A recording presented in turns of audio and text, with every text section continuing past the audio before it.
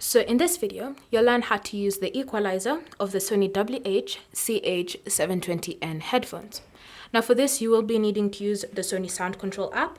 So go ahead and just launch it on your phone. Ensure that the headphones are turned on and that they're connected to the app. From here, you're then going to scroll until you find equalizer.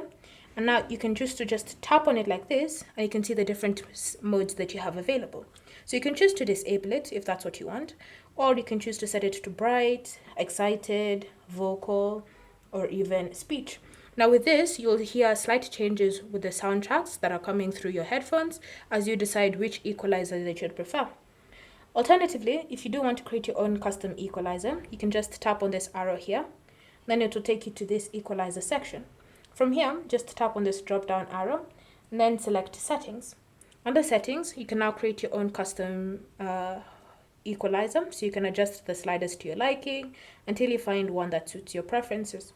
Then when you're happy, you can just go back, and that will be the equalizer named manual, and that will be the one that you're going to be currently using for any of the tracks that are playing on your headphones. Thanks for watching. If you have any questions or comments, leave them down below and we'll get back to you.